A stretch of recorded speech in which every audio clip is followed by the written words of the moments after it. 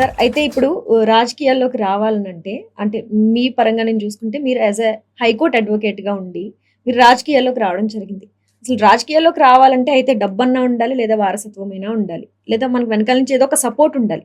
ఇదేమీ లేకుండా కూడా మీరు రాజకీయాల్లోకి రావడం జరిగింది. అసలు మీరు ఏ ఉద్దేశంతో ఈ రాజకీయాల్లోకొచ్చారు? ఎలా నిలబడదామని అనుకున్నారంటే మీరేం చెప్తారు దానికి? ఈ ప్రశ్న మీరే కాదు.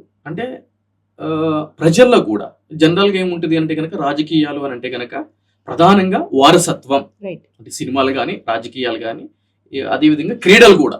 హ్మ్. క్రికెట్ అవన్నీ తీసుకున్నా కూడా వారసత్వం అనేది ప్రధానమైన భూమిక పోషిస్తుంది. అవును. అగ్రతాంబూలం మొదటగా అందుకునేది ఈ వారసత్వం ద్వారా వచ్చినటువంటి వ్యక్తులే. అవును. దాని తర్వాత ప్రధానమైన ఇంకొక పాత్ర పోషించేది ఏంటి అని అంటే గనక డబ్బులు.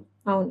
ఆర్థిక పరమైనటువంటి అంటే పార్టీ నిలబడాలంటే ఫండ్స్ ఖచ్చితంగా మనం పంచుతూ ఉండాలి కాబట్టి యెస్. డబ్బు అనేది చాలా మేజర్ రోల్ ప్లే చేస్తుందని నేను ప్లే అనుకుంటున్నాను. చేస్తది. సో ఇవి తెలియకుండా అయితే కనుక నేను రాలే. హుహు. నాకు తెలుసు. అంటే ఇవి 2 కూడా ప్రధానమైన భూమిక పోషిస్తాయి అనే విషయం నాకు తెలుసు. అయితే ఇక్కడ మనం మాట్లాడుకోవాల్సిన విషయం ఏంటి అంటే గనక ఏ రాజకీయ పార్టీ అయినా కూడా ఎన్నికల సమయంలో, ఎన్నికల ముందు చెప్పే ప్రధానమైన మాట ఏంటి అని అంటే గనక యువత రాజకీయాల్లోకి రావాలి. వాళ్ళు ప్రధానమైన భూమిక పోషించాలి. యువతకి సముచిత స్థానం కల్పించాలి అని చెప్పని అంటా ఉంటారు. ఈ రోజు 125 కోట్లకు పైబడిన భారతదేశ జనాభాలో 65 కోట్లకు పైచీలుగా ఉన్నది యువతే. అటువంటి యువతకి రాజకీయంలో ఇస్తున్నటువంటి స్థానం ఏంటి? ఎస్, నేను కూడా ఈరోజు నాకు రాజకీయంగా ఎటువంటి వారసత్వం లేదు, బలమైన ఆర్థిక మూలాలు లేవు అని చెప్పి అందరిలాగా నేను కూడా ఏదో ఒక లీడర్ దగ్గర జెండా పట్టుకొని అన్నా అన్నా అన్నా అని తిరుగుతూ ఉంటే అర్థం ఏముంటది? అయినా అసలు రాజకీయాల్లోకి రావాలి అంటే కనుక వారసత్వం ఆర్థికం అని చెప్పి ఎవరు అన్నారు? అసలు ఏ విధంగా ఈ ట్రెండ్ మొదలైంది? ఇది చూడాలి అని అంటే కనుక మన గతంలోకి వెళ్ళాలి. ఈరోజు ఏ రాజకీయ పార్టీ అయినా కూడా అధికారమే పరమావధిగా పనిచేస్తుంది తప్ప ప్రజల్లో నానుకుపోయినటువంటి, ప్రజల్లో వాళ్ళ యొక్క మైండ్లో ఉన్నటువంటి ఒక మోస ధోరణి, భావదారిద్ర్యం ఏంటి అని అంటే కనుక ఈ వారసత్వం ఇది. దీన్ని పోగొట్టాలంటే ఏం చేయాలి? ఫస్ట్ ఆ భావదారిద్ర్యాన్ని దూరం చేయాలి. ఆ దిశగా ఏ రాజకీయ పార్టీ కూడా ముందుకు వెళ్ళట్లేదు. 190 సంవత్సరాలకు పైచేలకి ఈస్ట్ ఇండియా కంపెనీ కానీ బ్రిటిషర్స్ కానీ మనం పాలించారు.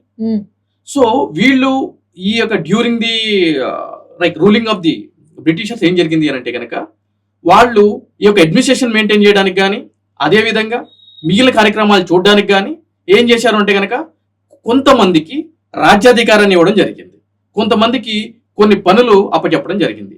అందులో భాగంగానే ఈరోజు అధికారం చలాయించాలి అని అంటే కనుక ఒక అగ్రకులానికి సంబంధించినటువంటి వ్యక్తులే దీనికి సమర్థులు, వాళ్ళకే సామర్థ్యం ఉంటుంది అని చెప్పని ఒక భావనని ప్రజల్లోకి చూపించడం జరిగింది. ఎందుకు చూపించడం జరిగిందంటే కనుక ఆ రోజుల్లో వాళ్ళు మనల్ని బానిసలుగా చేసి వాళ్ళు రాజ్యాన్ని, దేశాన్ని పాలించారు కాబట్టి సగటున ఉన్న సామాన్యుడికి ఆ సీటు మీద కన్ను పడితే వాళ్ళ యొక్క కుర్చీ ఎక్కడ కదులుతుందో అని చెప్పని అంతా వాళ్ళ అడుగుజాడలో నడిచింది కాబట్టి వాళ్ళు ఇటువంటి భావజాలాన్ని, ఆ కోరిక కూడా ప్రజలకి కలగకుండా చేయడానికి వాళ్ళు ఇటువంటి భావనను ప్రజల్లోకి చూపించడం జరిగింది. అది అనాదిగా ఆ విధంగానే వస్తుంది. సో ఆ యొక్క ఆలోచనని ప్రజల్లోంచి ఎక్కడ తొలగించబడుతుందో, ఎక్కడ పోతుందో అని చెప్పి అది పోకుండా ఈ రాజకీయ నాయకులు ఏం చేస్తున్నారు అని అంటే గనక ఎలక్షన్ ముందు రోజు వాళ్ళకి స్తబ్దత చేయడానికి వాళ్ళ మైండ్స్ ని డబ్బులు, మందు, వివిధ రకాలైన బహుమతులు పంచడం జరుగుతుంది. అందు గురించి వాళ్ళు ఆ యొక్క భావన కలిగింది. సో అందరిలాగా నేను ఉంటే గనక ఇంకా నా యొక్క గొప్పతనం ఏముంటది? అట్లీస్ట్ నేను ఒక ప్రయోగం కింద మారతాను.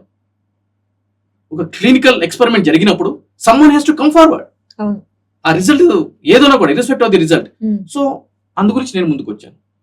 నేను ఏదైనా చేస్తే నన్ను చూసి ఇంకొద్ది మంది యువత బయటకు వస్తారు అని చెప్పని. సో నా జీవితాన్ని నేను నాశనం చేసుకోవడానికి, నేను ఈ సమాజం కోసం ఏదో ఒకటి చెయ్యాలి అనే ఒక ఆకాంక్షతోటి ఉన్న వ్యక్తిగా నేను ముందుకు రావడం జరిగింది.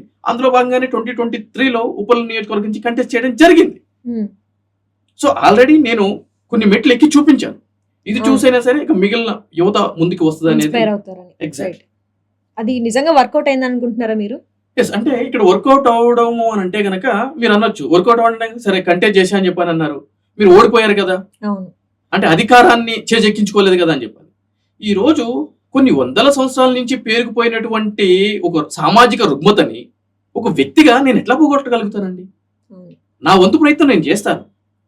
అందులో భాగంగా తప్పకుండా అధికారం చేజించుకోవాలంటే ఈ రోజు వచ్చేది కాదు. ఎందుకంటే ప్రజల్లో మనం అంటే ఏంటో ప్రూవ్ చేసుకోవాలి, మనం ఏం చేయగలుగుతామో చేయాలి, మనకు దేని మీద నాలెడ్జ్ ఉందో లేదో మనం తెలుసుకోవాలి. రైట్. సో కాబట్టి ఆ ప్రక్రియలో భాగంగా ముందుకు వెళ్తున్నాను. తప్పకుండా మార్పు తీసుకువస్తాను అని చెప్పే నమ్మకం నాకుంది. అధికారాన్ని కూడా చాలా తొందరలోనే చేజిక్కించుకుంటాను. Good decision sir.